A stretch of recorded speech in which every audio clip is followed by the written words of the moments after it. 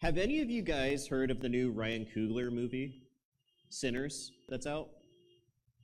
Raise your hand if you've heard of this movie, you've seen this movie. Anybody see it yet? So our text today, our story, deals with sinners. At least it starts off that way. So we're dealing with a text that comes a few days before Jesus' arrest. And it's actually in one of the most famous preaching collections of Jesus in the book of Luke. He's standing, really, with a group of people. There's a big crowd there, and it's a mixed crowd. You've got religious, pious folks, some preachers and teachers, the Pharisees, experts of the law, and you have their congregants there, good, holy, pious, not royal, but like religious folks. And then you've got those people, sinners. What is a sinner? Is it just somebody who made a mistake? I think in our common parlance, depending on the religious tradition you come from, yeah, that could be it. A sinner's anybody, because we're all folks who've made mistakes. But often, when religious people bring up this term, use this term, it's in a very shaming way, a very othering way, kind of a boundary protection way, insiders and outsiders. And even when I hear Christian folks who use this term sinner to apply to everybody, there's always a caveat, isn't there? You'll see it on the bumper stickers of many cars, right? I'm a sinner, saved by grace. Which, just with that old statement there, it has this inference of, unlike you. You're a sinner, unsaved by grace. God has given me kindness, not you. Boundary maintenance. I'm an insider, you're an outsider. And when this text is using the term sinner, there is a clear delineation between the holy rollers and those that their society view as religiously other. They don't observe our religious rules like we do. They're tax collectors. They're prostitutes. And they're grumbling about this. They're grumbling that Jesus has sinners in his midst. And they're especially peeved that Jesus has the audacity to even eat with them, if you could think of such a thing. How dare he? Now, Jesus hears this grumbling, and I bet so do those sinners in the crowd. I can just picture them hearing all of this complaining about them being there, staring at their feet, feeling about this big, while folks who think they're better than them complain about them being there. And I wondered, do they believe that those religious leaders are right? That they are lesser? That they shouldn't be there? Jesus hears this and he tells a story. Actually tells three of them.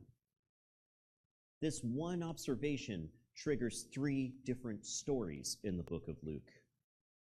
And they all deal with something or someone that is lost and then found. One of Luke's focuses in his gospel are those people who are marginalized, who are pushed away as other in some capacity. And chief concern for him in this text is those who are religiously ostracized. Instead of the Pharisees, the religious leaders, the religious people saying, we've all made mistakes. They define these folks by their mistakes. This is a shame and honor culture. I think ours is as well, but in different ways than theirs. They're in a very communitarian society where your reputation really could be the difference between life and death, as we've talked about in other textual contexts. And in this setting, Jesus talks about a father who owns a plot of land. This is an agricultural society, so this is a big farm. And he has two sons, an older son and a younger son, as is usually the case when it comes to having multiple children. There's an older one and a younger one. I have twin nieces. Many of you have met. They will even pull this out, even though it's only a difference of minutes. Hey, I'm the oldest. You got to do what I say. Like, you're twins. Yeah, I still came out first. So there's an older one and a younger one. And the younger one goes to his father and he says, "Hey, Pops, I want my inheritance now." This is an odd request, because how do inheritances usually work? You have to die first before you give the inheritance to your child or whoever you've designated for it. So this is not just like rude and, kind of weird and out of sorts. It also insinuates, I want you dead. At least I want the reward I would get for you being dead. And he has this piece of property, and I'm sure he took really great care of it for the minutes he had it before he decided to liquefy these assets and sell it and pocket the profits. Now, this shrinks the legacy of his father, literally. It also takes it out of the family line. If you're working hard for your future generations, this is something that would really matter to you. And they were. If you're a landowner, you're working to preserve this land so you could pass it on. That's what so much of that system and all of its cringy ways was set up to do. That's what patriarchy in an agricultural society was supposed to do, to make sure that future generations are provided for. It can pass this means of provision onto them. And what does he do with these liquefied assets? Does he invest them somehow? Does he use them to, great effect maybe? He just had dreams of like a big tech initiative he was going to, no, not what he does. He takes them and he heads off for parts unknown and he lives lavishly. And he spends every single penny partying, living it up. This is why this story is typically called the prodigal son. The word for prodigal means wasteful. And when every penny is gone, he finds himself in need for the first time in his life. And he's in such great need that he goes to a pig farmer and hires himself out. Something that would have been incredibly shameful for religiously observant Jewish people who really valued not just eating kosher, but maintaining kosher. And he's so hungry that while he's feeding these pigs slop, he's drooling. His stomach growls. He lusts after, the word connotes, yearns for pig slop. Kosher or not, that is dire, isn't it? He longs to eat the food that he's feeding the pigs, but he can't. And then in this moment, he has a realization. I am destitute. My Father's servants are doing so much better than me. They have enough food to eat, more than enough food to eat. And here I am starving to death. Here's what I'm going to do. I'm going to go back home. And I'm going to tell my dad, Father, I've sinned before God and I've sinned before you. I don't deserve to be called your son. Hire me as your servant. This isn't a decision that is motivated by love. It's not being articulated in this way of like, boy, I really miss Dad. I miss home. No, it's one of dire need. He goes on the road. He returns to that one last strip of road right before he gets to his father's estates, and his dad is sitting there and sees him. Which makes me wonder, how many times did his dad just look out, hoping to see his son come back? And while his son is still far off, when he recognizes him, the man gets up from his chair and runs to him, which is not proper. This is not what gentlemanly folk of this time period do. In fact, it's not something that a lot of our own dads would do, right? When we become adults, a lot of our fathers are like, I'm not getting up. I'm just going to sit here. My biological father had an expression that he would use to put me in my place from time to time. He would say, hey, listen. Number one doesn't call number two. Number two calls number one. You want me? You call me. I know a few of you probably also have fathers who put you in your place like that. This father has none of that. Gets up, runs to his son. And does he berate him? He throws his arms around him. He gives him the biggest hug, and he kisses him. And his son starts sputtering out, Dad, I've sinned before God, and I've sinned before you. And that's it. That's it. He doesn't get to his reason for being there. He never says, please hire me to be your servant. His dad is so overcome with joy that he tells his servants, hey, kill the fatted calf, which means he's got big plans. And I want you to get a nice robe, the best robe we've got, put it on my son, and get a ring and put it on his finger. And we're going to throw a huge party. Everybody's going to be eating this big fatted calf. This is wedding party big. Okay? And this is also the reinstatement of son status. That's what the robe and the ring signify.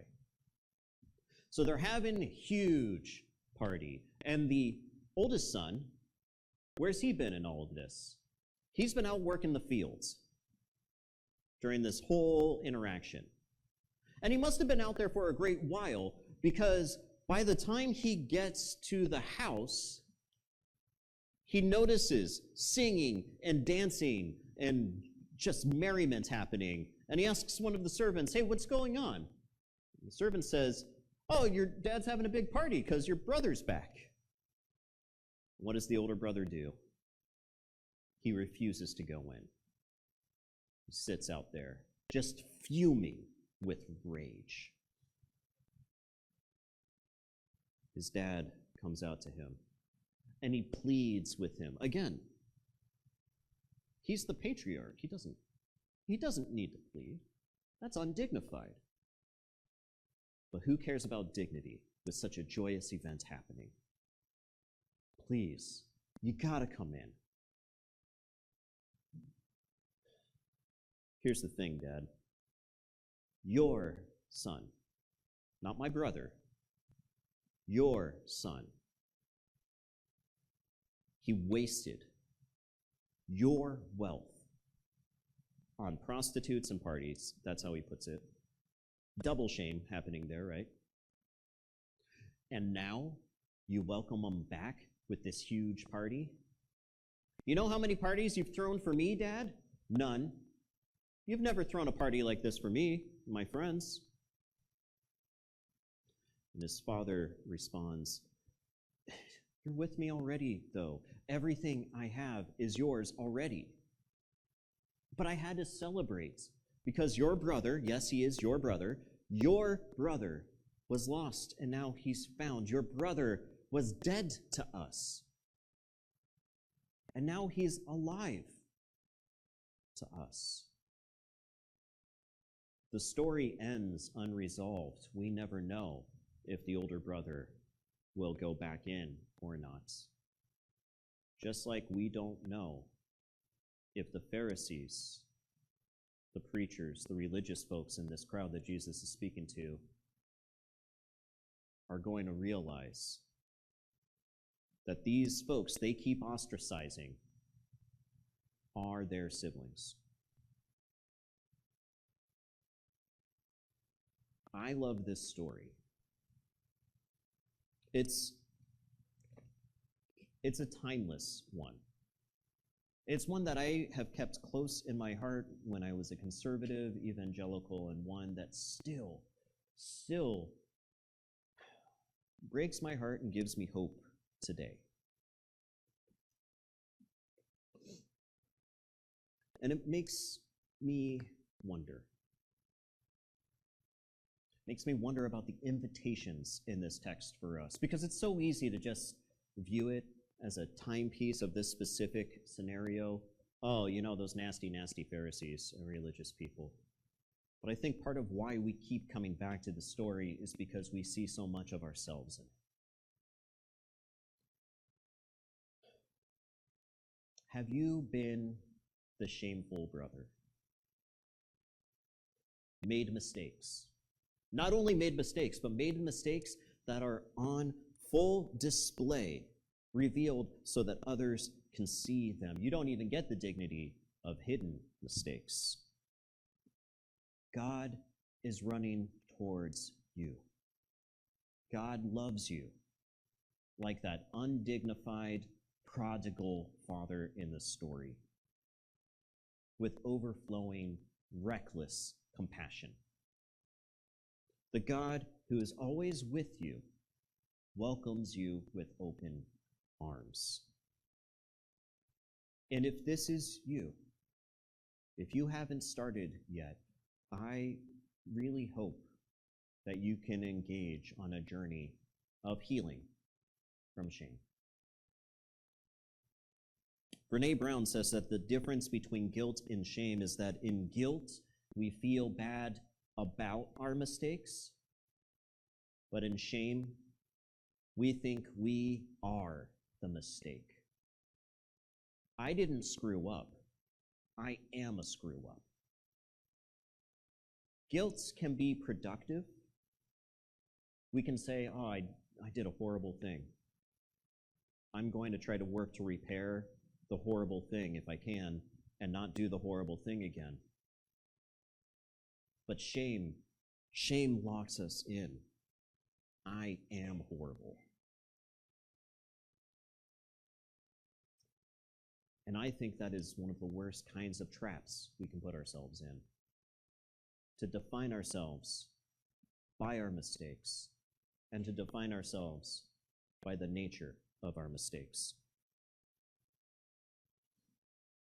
You're not a mistake. You're not a mistake. You are more than the mistakes and the bad choices you've made. You are a beloved child of God. Now, not all of us know that experience. Some of us may identify more with the respectable brother. We've been working hard out and toiling away in the field, and we've done all of these bright things, you know. But have you been caught up in your own self-righteousness? Have you lamented when others were extended kindness? Have you had a calloused heart to the suffering of other people? Have you looked down on anyone else, thinking that somehow you're better than they are? Have you done that? Have you thought that maybe you're more deserving of kindness than they are, more deserving of maybe your church, or more deserving of your society than they are? How about this? Can you see that those that are different from you, perhaps even those that society treats with shame, as your sibling, of equal status in the eyes of God, no worse than you are? If that's the case, then I've got a good invitation for you as well. You also are invited to repent. Will you sit and dine with your sibling? Now, I find myself identifying a bit with both. And I think many of us have at one time felt like the shameful brother, and in another time felt like the self-righteous brother. So maybe you're in this both category.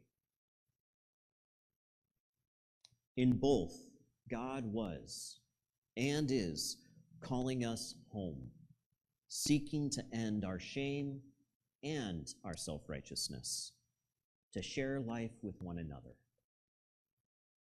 So my hope and my prayer for all of us is that in this season of new life, that we will take after our prodigal parent, our God who is recklessly, wastefully kind and compassionate, that we care more about God's beloved children than we do shame or self-righteousness, that we love others so prodigally that it may even be controversial.